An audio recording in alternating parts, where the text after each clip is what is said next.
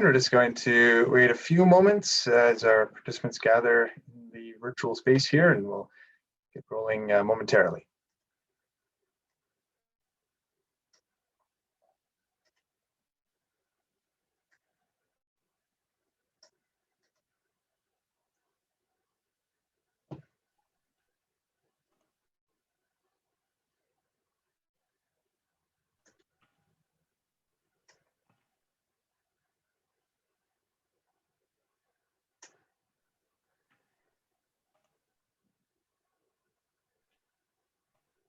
Right. Well, good morning. My name is Mark Shields. I'm a small business strategist here at Business Link, and I'd like to thank you all for joining us for our webinar today. At Business Link, we are honored to provide services to all entrepreneurs and specialty services to our immigrant and Indigenous entrepreneurs.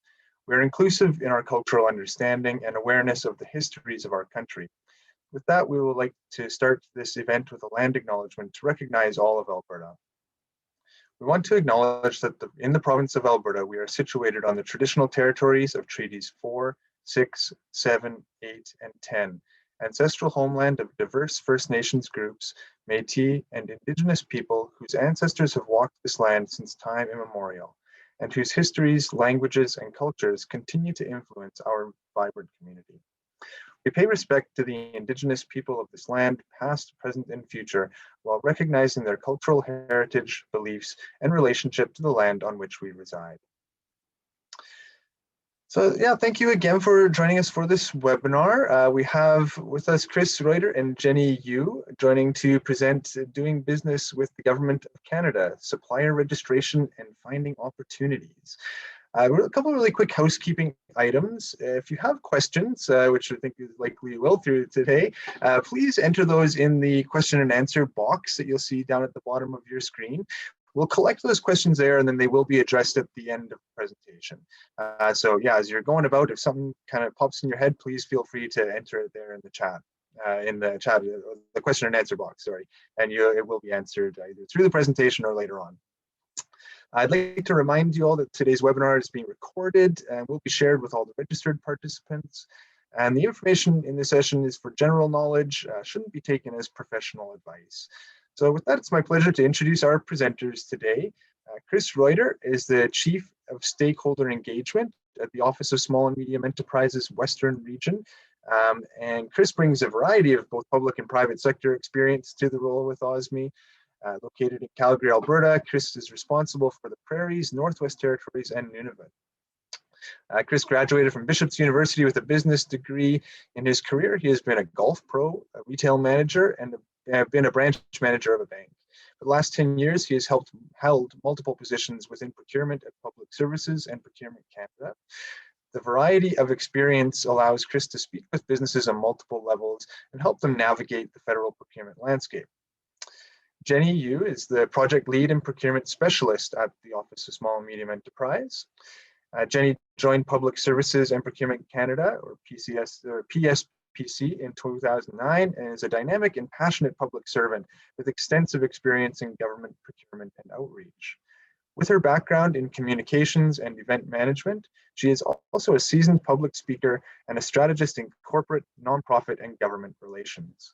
Jenny thrives on curating and sharing of ideas and looks forward to applying her attributes and experience in supporting businesses, innovation priorities, and the OSME projects. So yeah, with that, I'll kind of hand things over to both of you to give some of this great information on procurement for our attendees gathered. Thanks very much. Thank you so much, Mark and Joette, and good morning, everyone, or good afternoon, depending on which time zone that you're in. Welcome to the Doing Business with the Government of Canada webinar series as part of the partner series with our wonderful partners at Business Link. Special thanks to Mark, of course, Joette, and also Perry and the extensive Business Link team at large for setting this up and for all the wonderful work that you all do to support the business community. As Mark mentioned, my name is Jenny Yu, and I also have the honor to be co-presenting today with our OSME Chief of Stakeholder Engagement, Mr. Kris Ruiter, and we are both with the Department of Public Services and Procurement Canada. Joining Business Link in the important step in reconciliation is the acknowledgement of the traditional treaty lands and recognition for people of the territory. So thank you, Mark, for doing that, as we need to recognize the ancestry and whose footsteps have marked these lands for centuries. So thank you very much, everyone, for joining us today. If you own or operate a business and have ever wondered about selling goods or services to the Government of Canada, then we hope that this seminar will provide you with very useful information to not only get you started, but also optimize your supplier profile, so that it produces, greater results for visibility, and also go through a live demonstration of the government electronic tendering site in order to help you find opportunities. So I'm just clicking between screens here. There's going to be a lot of information shared in today's presentation, and according to science, you're not going to retain a lot of it, so don't worry. If you are a note taker, great, we encourage you to do so. However, whether you are or not, we got you covered. We will be providing through our partners at Business Link some post-session handouts or notes of the topics that were covered today, plus anything that was covered during the Q&A session that will be covered during the Q&A session at the end of this session, and any links and resources that may be of interest for you to look into or reference later. We hope that in today's presentation and demonstration, you will learn about, again, registering as a supplier, whether in the main registration information system or other databases, depending on the commodity that you're in, and also gain tips in navigating the government electronic site and finding opportunities. All right, so as I mentioned, these are some of the objectives. We want to make sure that as we're going through the content, that we're capturing information that we feel will help you in this stage of the supplier journey. As Mark was saying, anytime that you have any questions, don't hesitate, feel free to pop it into the Q&A box. And if you find that throughout the presentation, your question was answered, no problem at all. It's better to ask it than to leave it till the end and possibly forget. All right, so this seminar has been developed and is being presented by the Office of Small and Medium Enterprises. You'll often hear myself and Kris refer to it as OSME for short. And OSME was created as part of Public Services and Procurement Canada to support entrepreneurs and small and medium enterprises like yourselves in the entire federal procurement process. Our role is to engage with entrepreneurs and businesses like yourselves, assist and inform you on how to sell your products and services to the Government of Canada, but it also gives us a chance to listen to any concerns that you have and work to reduce any procurement barriers in an effort to ensure fairness for everyone to take part in the process. All right, so over the last few years, as Mark mentioned, I've joined the public service specifically in procurement since 2009. So there's been, quite a significant amount of time for me to recognize that if people think of the Government of Canada as a potential client at all, they might see it as one. And that's not necessarily inaccurate. However, in reality, we're actually comprised of over 100 departments and agencies that are essentially your potential clients. And within those plus 100 departments and agencies, there are even much more detachments, and all those detachments are located all throughout Canada, which represents, again, an extended amount of potential clients that you can add to your profile. In fact, the Government of Canada has bought between $22 to $25 billion in goods and services every single year in the last few years. And contrary to popular belief, most of those contracts are actually with small and medium enterprises, more so than with large corporations and bigger companies. This represents a lot of business opportunity for you. So we commend you in taking part in seminars like this to learn more about how you can potentially explore making the Government of Canada as your client, and most importantly, for engaging with business support organizations such as Business Link to continue helping you evolve and shape and grow your business. All right, so just to give you a little bit of information about how the government buys goods and services, Public Services and Procurement Canada is the main procurement arm of the federal government. So the Government of Canada strongly believes in the value of competition, as competition in the buying process brings best value for money. More than anything, it's important that the government conducts all their procurement activities in a way that is open, fair, and transparent, and that all suppliers have an equal chance to do business with the government. Federal laws, regulations, Treasury Board of Canada policies, trade agreements, all those guide the way that the Government of Canada conducts our purchasing processes and decisions in order to ensure sound financial management of public money. This is usually where I make it a bit more casual and say with every single personnel within government that has the delegated authority to run a procurement process and then make the purchasing decision, issue a contract. Doesn't just get to call up their uncle or cousin just because they know they can provide that good or service that we're looking for and issue them the contract. All right. And then there are two different ways that the government generally can go about buying goods and services. And one would be the competitive way, and the other one would be in the non-competitive way. So most of the time, contracts are awarded through a competitive process. There are very strict times and reasons that need to be justified in order for us to use a non-competitive process. And some of those, or all of those, are actually listed here. So when it's a pressing emergency, when it's of low dollar value, not of public interest, and when there is only one known supplier, such as when there's intellectual property involved and stuff like that. In regards to low dollar value, in the demonstration that will be done by Kris, he'll go over a little bit where you can find some information through our proactive disclosure for some of those smaller contracts as well. But speaking about, the method that we use most often, which is a competitive approach, well, what determines, how that's done? Well, for procurement over $25,000 in goods or procurement over $40,000 in services, then those processes and that solicitation is looked after through our department, Public Services and Procurement Canada. We are the common services provider, and we work with departments and agencies in order to fulfill those requirements. Anything that falls under those categories can be done by departments and agencies directly. However, it's also important to note that even if some requirements fall within the threshold that departments and agencies are able to do themselves, they will very often voluntarily also engage with our department to do that. And one of the most common examples, obviously, in competitive processes would be like requests for quotes and requests for proposals and such. Not going to spend too much time on this slide, even though there's a lot of information, because I know Kris will cover some of it as we go through that live demonstration, and where I feel is where we can have the most value of this presentation. But just to set everyone up for success, so that when we're searching for opportunities and notices are showing up in our search results, what are we looking at might actually help in you assessing the opportunity. So the four most common types of notices or solicitation methods that we use are the following four that are listed under most common types, which is ITT, so an invitation to tender, or also known as request for quote, request for proposal, request for standing offer, or request for a supply arrangement. Now, an ITT, or request for quote, is quite straightforward, where the requirement is well defined, also known, and really when you're submitting a bid in response to that solicitation, you're really saying that, yes, you can supply exactly what's being asked for by this time, and here's the price.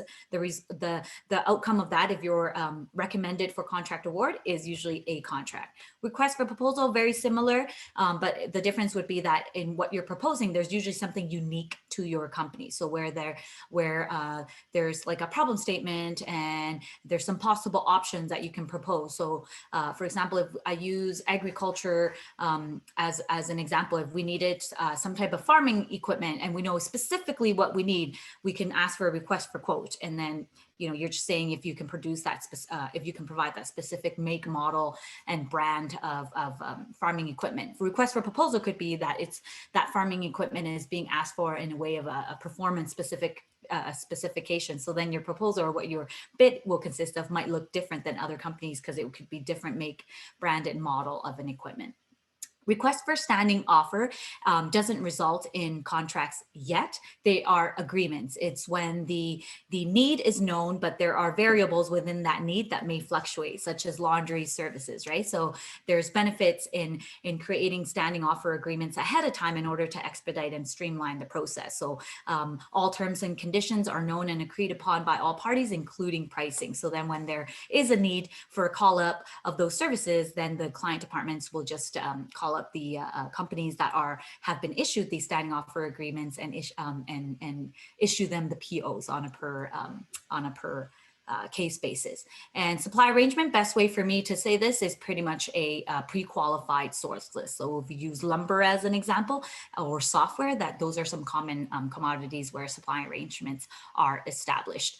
All right, so moving on here, which is, going to be one of the most important and key things about this presentation, is the Supplier Registration Information System, SRI for short, is one of the main tools used for mass communication to the supplier community. But it's also a database of where vendors, potential vendors to the government of Canada are listed. So, because a lot of times those potential clients, those departments or agencies, or even our department will do research, right? Or even beyond research, we'll find a list of suppliers that will send requests for quotes to and things like that. And if your company is not registered, then you may not gain the benefits of having that visibility or potential notification of information. So in Kris's demonstration, he's going to go into a little bit more detail, but we just wanted to let you know that registering only takes a few minutes. It's free. All you need are 2 pieces of information, which is your CRA number and your legal business name. And again, Kris will unpack this a little bit more.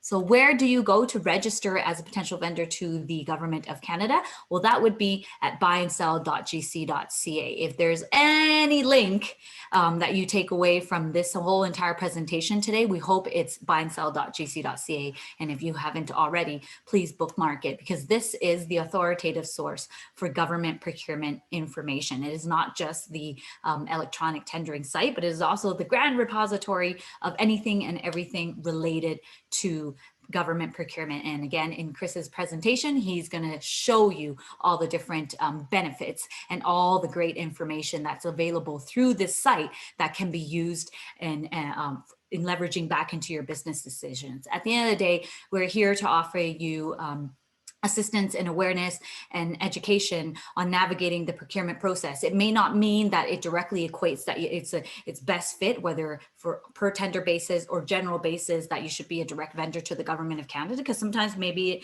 it isn't fitting. However, that information can be greatly important and of value leveraged back into whether you're identifying trends, positioning yourself on where you belong in the whole supply chain, or identifying subcontracting opportunities. So on this note, I'm going to throw it to Kris to do the live demonstration of buy and sell. Thank you so much, Kris. Awesome, Jenny. That was terrific. Thank you. Thanks for all that. And I'm just going to take a moment here to share my screen, and so we're going to actually take a look at the tools that Jenny was just talking about, and we're going to take the information that Jenny has just shared, and now let's look at it live. What does this actually mean? All right, and how can we actually go about this and navigate this? Because as Jenny said, buy and sell is our place, right? This is our website. And every once in a while, it still comes up. We get a question around MERX and the MERX platform. We used to be on MERX years ago, but we moved off of that platform, and we are on the buy and sell. This is our place. So this is where our information. Now we have open data, meaning that people can use our data. So MERX still pulls a lot of our information. And so you can find it on there, but there is an account required for MERX, whereas our site is free. And if there was ever discrepancy, buy and sell is going to be the authoritative space. Now, there are a couple of exceptions to that. Defense Construction Canada, CATSA, Canadian Air Transport Safety Authority they actually still use MERX, but most of the stuff you're going to find is going to be on our buy and sell website. And I always like to say it's everything you could possibly want to know about federal government procurements on here, and stuff that you never in your right mind ever thought you would want to know about federal government procurement is on here. It is enormous. So one of the reasons we do the live demo is to be able to help speed up that process for you, so that you don't kind of get lost in the site, because you can get down some rabbit holes and find all kinds of things in there. So it's also one of the reasons why we offer, as an organization, we do offer one-on-one service as well. So we do these webinars, we do presentations, we do workshops, but we offer one-on-ones to help refine and make it specific to your business. So that's things that Jenny and I can offer as well. Jenny, we give a thumbs up from the screen? Do we see buy and sell? Are we good? All right, thanks. So this is this website, buyandsell.gc.ca. As you can see, there is lots and lots of information. If we hover over the 4 businesses, we're going to get a massive drop down. And if you open that up, it gets even bigger. There's a for government area. If you ever see these little Canadian sort of looking kind of emblems, it just means that that particular area is for government employees. So if you do see that, you won't be able to get into it because it is for on our network only. But as you can see, there is lots and lots and lots of information. And so the main part we're gonna look at today is we're looking at supplier registration, and we're gonna look at how to find some of those opportunities. We're gonna connect those two things. We're gonna talk a little bit of tips and tricks as we go. So the first step is really, we're just gonna hover over for businesses, okay? And what we're gonna see here is that link for register as a supplier. So I'm gonna click on register as a supplier, and that's gonna take me to this new screen. And that's where you're gonna see this information and this name called the Supplier Registration Information System. So the SRI system, as we call it. We love our acronyms. So as Jenny said, there are two main things about the SRI, okay? One, it gets you into our database, right? And as Jenny said, that's research. That is where buyers go and take a look to see who's out there, what capacity is there, what, and where, so we can, find out that information. So from an awareness standpoint, kind of signaling to the government that you are available and what you can do, that is one way to do that, okay? The second thing you get is this procurement business number, okay? So this procurement business number is key. Now, it's key for, in the end, it's really about, we pay you through the PBN. It's like a vendor ID internally with us. And so we actually pay you through that number. So part of our standard operating and our standard procedures is that you can't be awarded a contract without one of these. So it is a good administrative step to do the SRI, get into our supplier registration information, and get this PBN. Now, for our friends on the call today that are involved with professional services, if you offer professional services like change management, business consulting, IT, web programming, anything in IT, anything in those project management, business management stuff, even if you're in communications or health services, there's some elements there. Jenny had talked about those pre-qualified lists of suppliers. Well, if you are in that professional services, and that includes architecture, engineering as well, if you're in that realm, this step's actually more important for you, because I'm going to show you when we go to finding opportunities, you need your PBN for step 2 before you can even consider getting a contract. So this SRI step for professional services is that much more important. If you sell goods, it's important, but it's important when you get a contract, because then when you're getting awarded, you need it. But for professional services, you actually need it much, much earlier in the game. So that's going to be an extra added importance, okay? As Jenny said, legal business name and your CRA business number, the only two pieces that you really need. And then essentially you go to register in the SRI, okay? Click on there and that'll start the process. What I'm going to focus on, because that part is fairly straightforward, other than, okay, the one thing you do need to know is that it's really, really important that it's your legal name and it's exactly how you submitted it to CRA. Because our system does a validation check against CRA's data. And if it comes back as not being able to match it up, you're going to get an error, okay? And if you get an error, there's only one place to solve that error. And it's, okay, no, I got to go back a page. Sorry, one sec. Let me just go back a page. Important to highlight. We have a national call center line called the info line, okay? And that is right here, all right? So the info line is our national call center line that can help with any questions related to procurement. However, when it comes to technical stuff, whether you're locked out of your SRI account or you get that not valid email because of some legal name thing, these guys are the only ones that are able to get into the back office of that. So if you have a technical issue with regards to your supplier registration information, you want to call the info line and they can help you on the spot with that. All right. Okay. So once you click into, register and to start your registration, you're enter your business number and then your legal name, you get that validation. What you end up in is this actual supplier registration information area. Okay, and this is where I want to spend the time in this, is to help, if you haven't done this yet, show you a few tips and tricks on information that you want to put in here. If you have done this already, then this will be a little bit more about refining your profile. Okay, and we're going to spend a few extra minutes on these things called GSIN codes. They're called goods and services identification numbers. They're a bit old and clunky. Okay, they're not super intuitive, so we want to be able to spend a couple minutes on that area, because that helps you refine your profile for awareness to the federal government on what you can supply. But also, when we refine that really well, we want to leverage that information into the buy and sell space in order to be able to really help find your opportunities, okay? Because we're going to leverage those codes a little bit, okay? So that's where we're going to spend the extra time. Now, in here, it's basically pretty straightforward on the first set of information. You know, you've got your registrant name, phone number, etc. Now, the registrant name, the important piece on that is if you're doing it, you know, depending on the makeup of your business, right?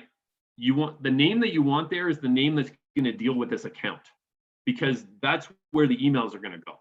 So if you're doing it, and we've had it happen where someone goes in and they go to do this, and then they put, you know, president's name instead, and they're not aware of it. So then they get the email, they can't validate it, and then create some complications. So what you want is who's going to really manage the account is the person that you want to put in there.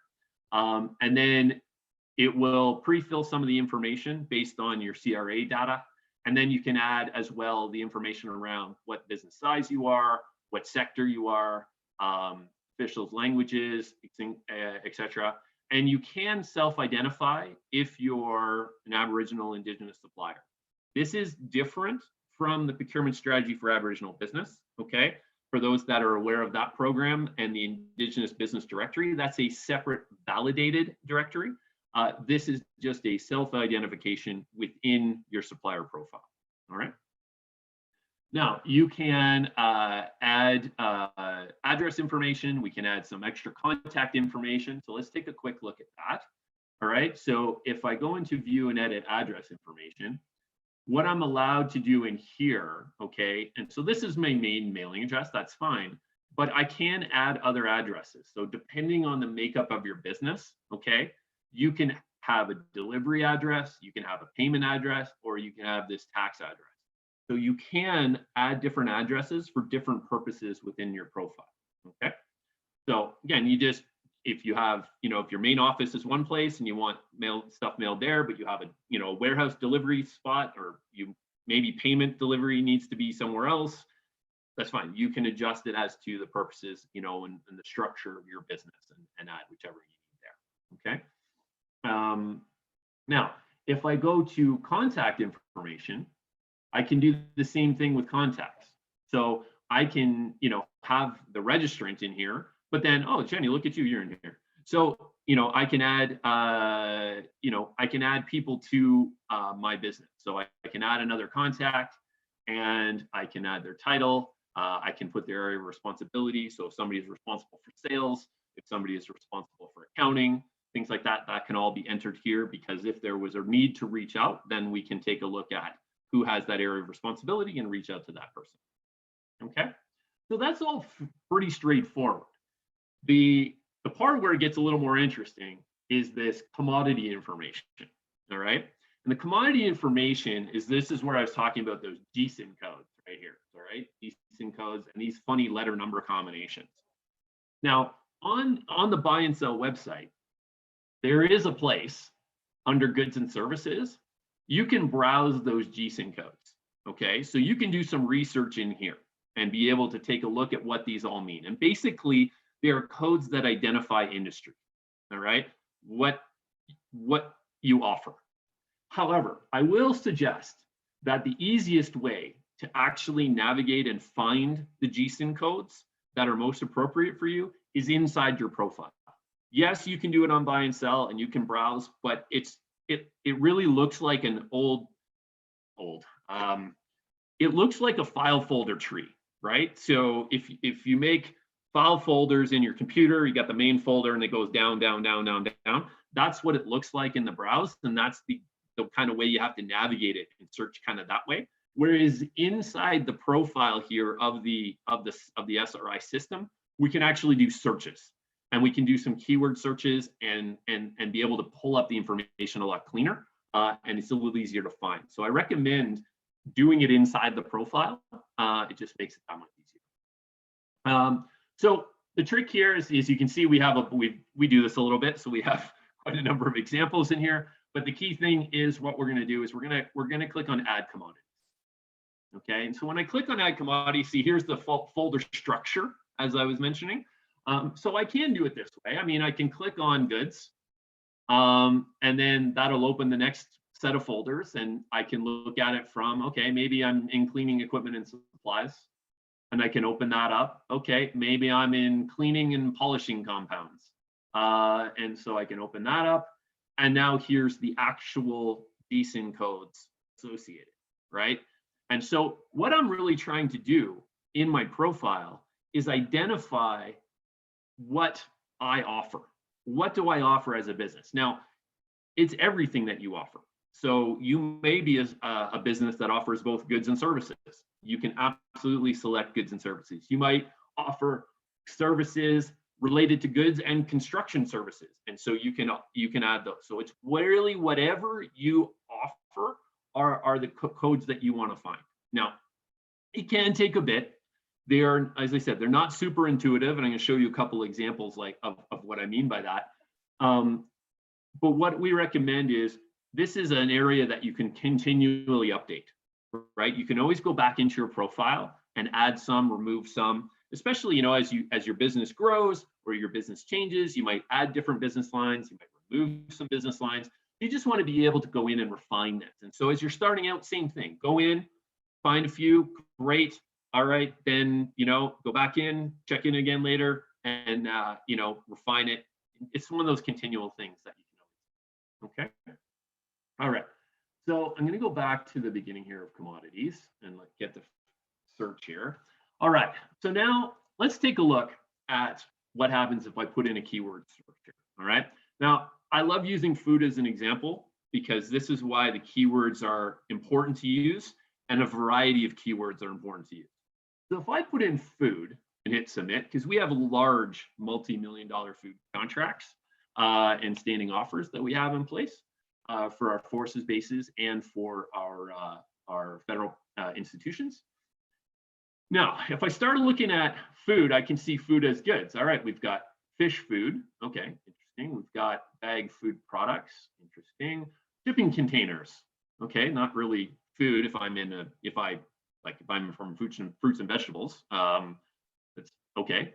I got cooking and preparation. I got food tongs. We've got live animals. We've got composite food packages. So we have this, a real variety. And as you can see, we have some services as well.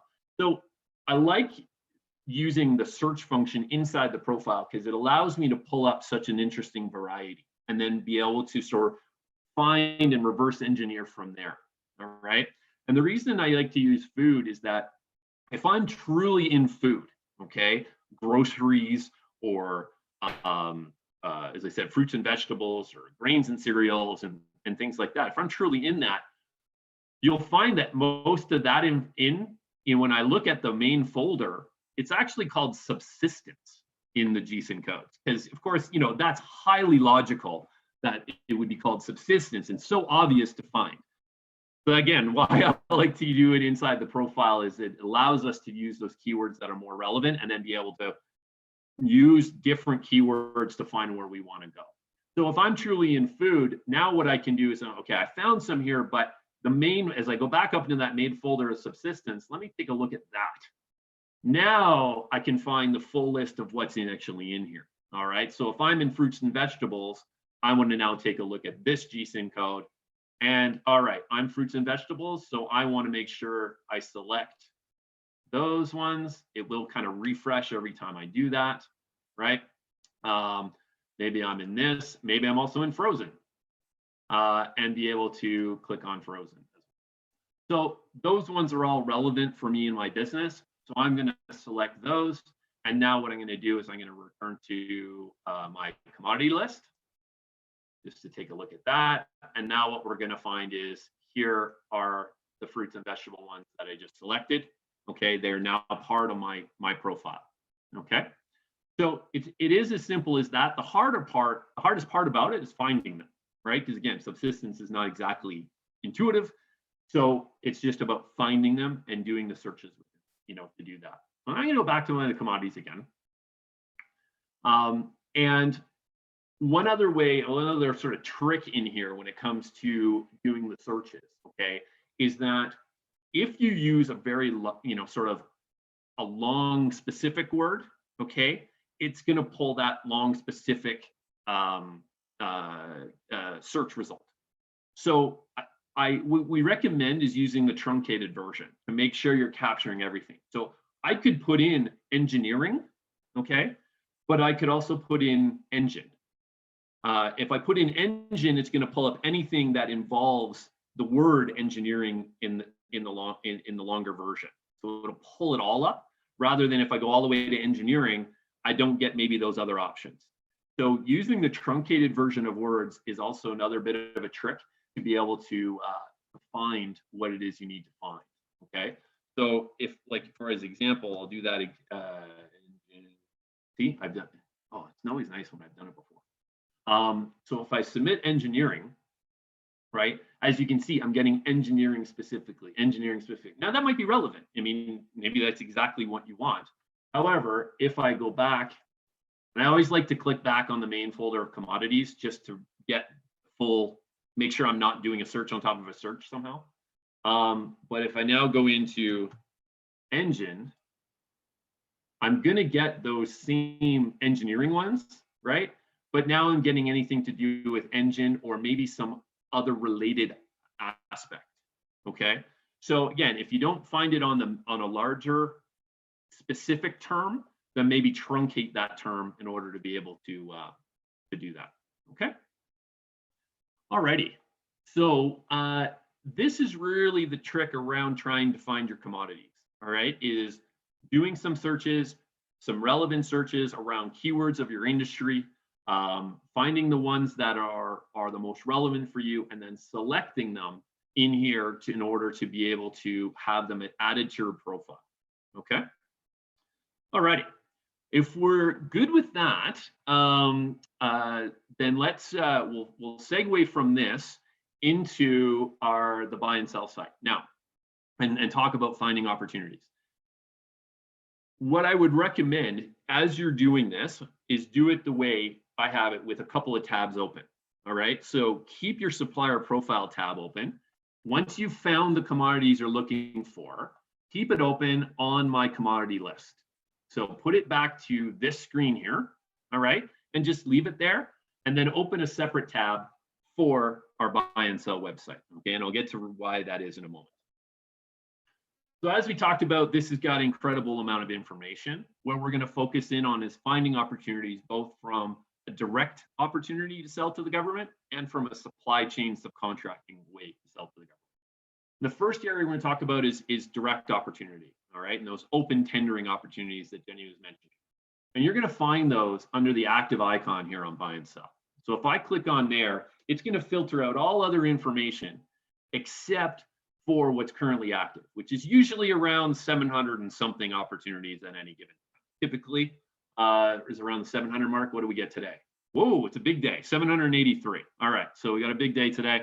783 active opportunities. Now that is every single commodity across the country and internationally as well, because we do have some international needs.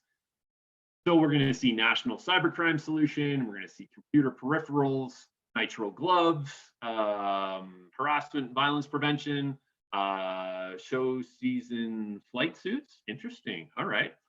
Small boat repair. All right. So we have an incredible variety. There was a toboggan cargo pack the other day. I mean, it's our variety is incredible. And that's one of the things that when we talk to businesses, what we see in the news is jet planes, Navy ships, billion-dollar bridges, major IT infrastructure, huge PPE for COVID. This is what we see. But the reality is we have a lot of other stuff that we buy. And so it's just from this quick example, we can see how we have these opportunities. Now, once we get into here, and now we want to search. Now we want to find these opportunities. How do we do this? So to me, it's always a combination of keyword searches and those GSIN codes, those goods and services identification numbers, all right? And I'm going to use food continually as an example because it's truly the best one. So if I'm still that fruits and vegetables, groceries supplier, I want to search food. All right, I'm going to search food. Let's see what happens when I search food. And I usually going to come up with 50 or 60 opportunities is sort of our typical 61 opportunities for food. All right. Now let's look. We've got food safety and handling training, vocational training. Interesting. Okay. Agricultural insurance programming. All right. That's got nothing to do with food. Civil engineering. That doesn't either.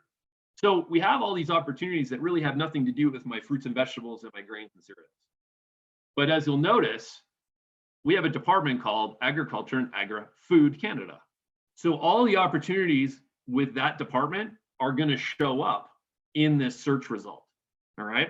So it is a good way to find opportunities is to use a keyword search. Okay, without question, especially when you haven't quite refined your GSIN codes, because that using GSIN codes refines the search even further. As you can see here, every single procurement that we do, every opportunity that gets on to buy and sell has a GSIN code or multiple GSIN codes associated with procurement, okay? And so this one, as you can tell, is market research, nothing to do with my fruits and vegetables. So this is not really a relevant GSIN code for me. This is not a relevant procurement for me. But through the keywords, you want to take a look at what the key, you want to search through the keywords, okay? Because you can find opportunities there. But when you do find one, what you want to do is then use that GSIN code, okay? Use that GSIN code as well. So to leverage this a little bit further, you can create alerts for yourself, all right? And so we're going to take a moment just to look at alerts, both from a keyword and then from a GSIN code. So if I click on this gray envelope right here, what that's going to allow me to do is create an email alert from the system, okay, for the keyword food. All right, so if I pop my email in here, I answer this question, I hit submit, I am going to get search results anytime the word food is used in an active tender. All right, now that's great, but maybe I want to refine that further. So that's why I recommend keeping your SRI profile open at the GSIN codes. Because what we're going to do, I'm fruits and vegetables, right? So what I want to do is I want to pull over this GSIN code, okay? And I'm going to now pop this into here, okay? Now, if I want to, I can put in capital OR and then go grab this one as well and pop that in here. Okay, no, let's not have that space. There we go. And I can keep going. I can add as many as I want to, okay? And this will create one search for all the GSIN codes that I might have, okay?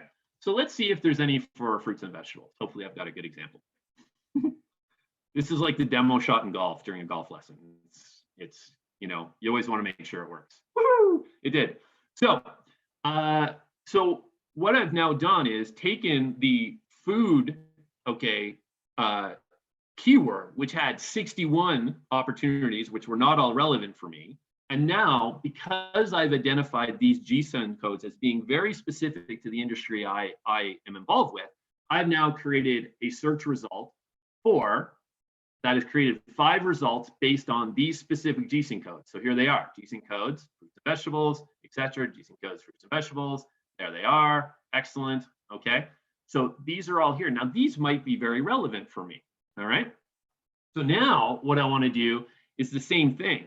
I created an alert based on food, but now what I want to do is go back and create an alert based on these GSIN codes. So now my alerts in the system are going to match my profile, right, of what's most relevant for me. And then anytime you find something in there that's maybe a GSIN code you haven't had, go back and add it to your profile and then create that search result for that profile as well. Okay. And so again, I'm going to pop this in here. Okay, great. And now I've got this and I can create a bit. Now, one little tip here, okay, is that this here is just the email notification title. So if these codes are kind of weird, all right, if these codes are weird, you can change this. It will not change your search result. The search result, the alerts you're going to get are still going to be based on these codes, but you can change this to make it more relevant for you, right? So if you want to put fruits and vegetables, fruits and veggies, Government of Canada, so that next month when the email pops in, you look at it and go, oh, right, what do those codes mean? You can make it whatever you want here, all right? It's not going to change your search result. It's just going to change the heading of the email that you get from us, all right? But those GSIN codes, you'll get notified every time that code is used for an active tender. One last thing that I'm going to point out with regards to these search results and how to find them is that you can also refine it further if you wanted to. So if you only service Alberta for that matter, and you don't deliver anywhere else and you don't want to deliver anywhere else, you can also refine that down to Alberta, right? And so if that, if there is an active one that's available, then now I've got one result for here, and it's with, now, as you can see, there's multiple regions of delivery, all right, but Alberta is listed. So it may not be only Alberta that's there, but Alberta is listed, okay? And if I go back to the envelope, what you would see is that it would say the GSIN codes active and add the word Alberta, meaning you're only going to get notified if the GSIN code was used in an active tender where Alberta was listed as a region of delivery. So you can refine it even further to your purposes for your business and what you can do, and therefore get the most relevant services for yourself. Okay. All right. So I am going to just quickly go back to the buy and sell site for a second here. I think I got maybe a couple of minutes left-ish to show a couple pieces. I'm okay, Mark? A couple minutes still? Yeah, go ahead. Okay, all right. I know I need warnings. I talk. I talk. So the reason I wanted to go back to here very quickly is that as Jenny mentioned, and as I followed up with, sometimes it's about the supply chain, right? So sometimes it's about not necessarily finding opportunity to sell directly to us, but maybe about finding out who are we buying from, and maybe you get into that supply chain. Again, food is the easiest example because Jenny and I have each had conversations with a business that sells honey specifically, or quinoa specifically, or coffee specifically. Well, we don't have a honey contract, and we don't have a coffee contract, and we don't have a quinoa contract. We have groceries, we have beverages, we have large volume because we need the logistics. We can't send 400 trucks to a military base. We need to have some sort of logistics on what we can send there in order to make sure that we have, for it's cost effective and the logistics of having that happen at the base. So when we talk to a company like that, we talk to more about the supply chain. So what you can do is you can do the exact same thing under the awards tab here. So what the awards tab is going to do is anything that was done through buy and sell, any tender that was done through buy and sell, this is going to be the contract information in here, okay? So if I use that same GSIN code, all right, we'll use that one, all right? This is my fruits and vegetables one. What I'm going to find is I'm going to find the companies that won the contracts, the 1,860 of them, all right, as to who won them, all right? And so what that allows me to do, if I happen to be a cucumber vendor, all right, well, I'm not going to find a cucumber contract. But what I'm going to find if I click into this particular one is that this numbered company in New Brunswick won the contract for fruits and vegetables that was done by our department for Correctional Services Canada, and to be delivered at this customer info in Moncton. Okay. And then I can even go and take a look at the original tender notice. So I can go and take a look at what was actually required. So were there cucumbers?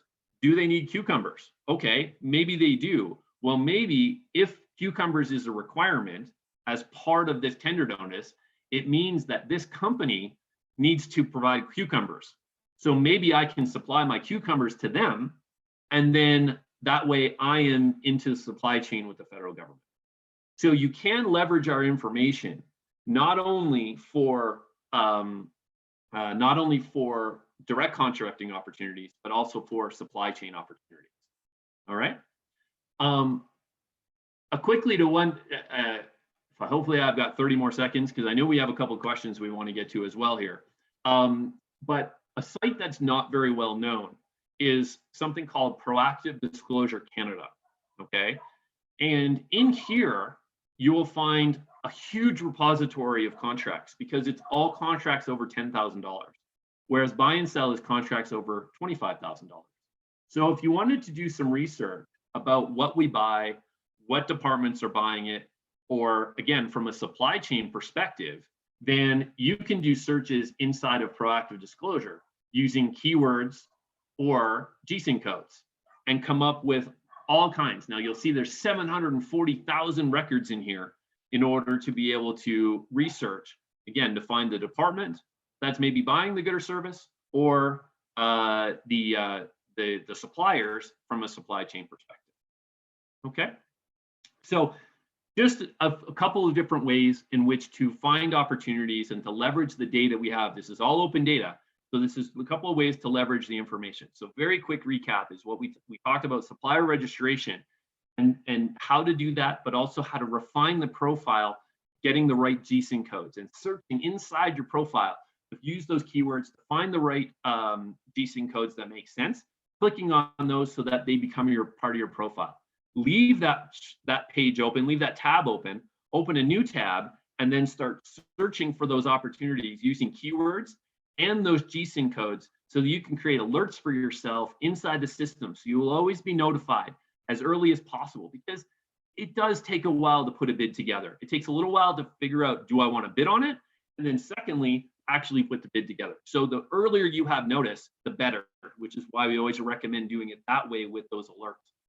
And then from there, you can also do some additional research through the Proactive Disclosure site to find, what have we been buying? Have we been buying your goods and services? What's the supply chain look like? Who are we buying it from? And as well as what departments or agencies are actually doing procurements. So I think I will leave it at that for now, and pass it back to you, Jenny, I think, and we'll go from there. Awesome. Let me stop sharing my screen. There we go.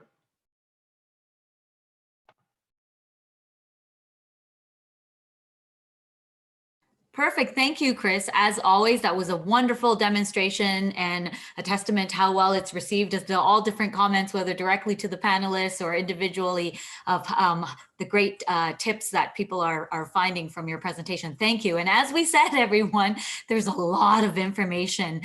So we don't expect that you retain it all. This is why we're going to follow up by providing you with some notes, handouts, or reference links. And of course, it doesn't preclude from you participating in any other seminars that are arranged through Business Link and OSME. But most importantly, we've also provided you with our email addresses. So if there's any desire to to set up some one-on-one meetings where we can provide you with more tailored or customized support, or even go through this demonstration specifically to the commodities you're interested in, feel free to contact us. We are so grateful for the opportunity that Mark, Joette, and the Business Link team have created for us to share these key messages and helping suppliers learn more about selling to the Government of Canada. We hope that you found this information useful. In the resources that we're going to share, we're also going to be including some programs by different departments and agencies that may be of interest for you to explore. And one that's that we want to note is a really cool innovation funding program called IDEAS. This is a Department of National Defense funding program, and IDEAS, it's spelled like it sounds, but it actually stands for Innovation for Defense Excellence and Security. And the best way for me to describe it is essentially the Department of National Defense and Canadian Armed Forces publishing their non-classified problem statements and inviting Canadian innovators to the table to help solve. And of the many cool elements and components of this program, one of the ones that stands out that Kris always likes to also promote is that even if your potential solution to the problem statement is just partial, still that program is open for us to explore that with you. So it's a great program, and that's just one of the many that you can partake in. So we'll add more information in regards to that in the resources. At this time, I just want to throw to maybe Mark or Joette to close this session off. Again, very grateful for the opportunity. Kris, as always, you were an awesome co-presenter. The demonstration was very useful, and even I learned something new every single time watching you be in action. So thank you very much. Thank you.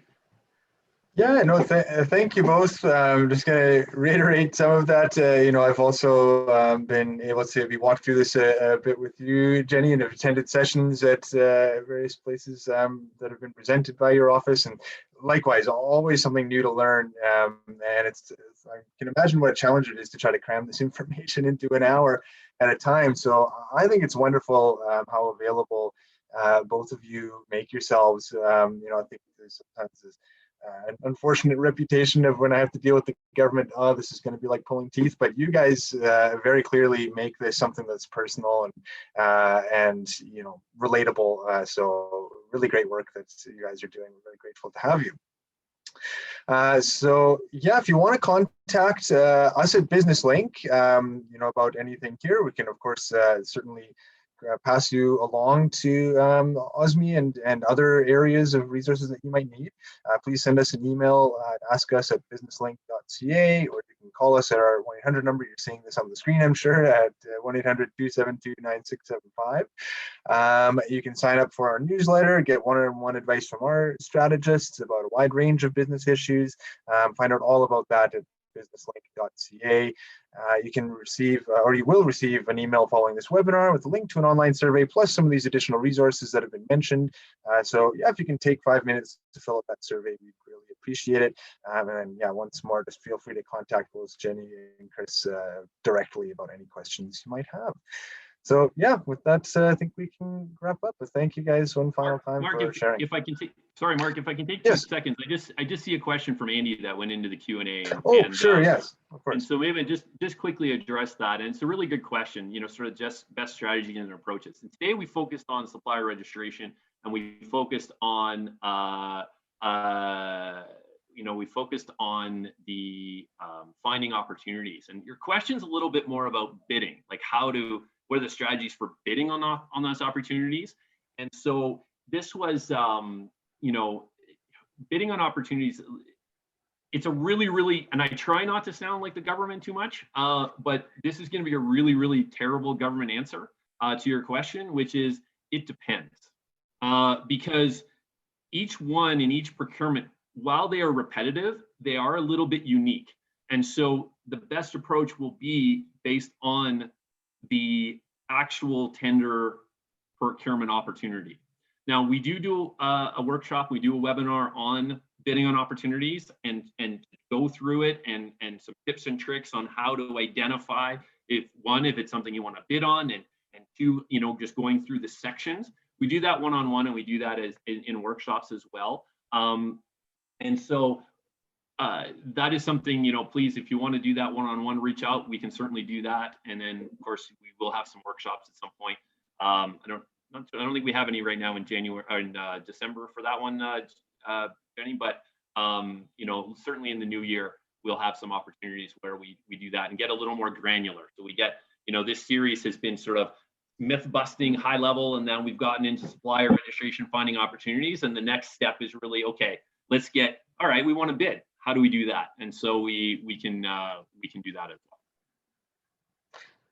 That's great. Yeah, thanks so much, Kris, for getting that answer in there. And yeah, again, following up with either myself at Business Link here, or Kris or Jenny, all of us will be able to help move your business forward one way or another. So great. Thank you all so much, and take care. Fantastic. Thanks, everyone.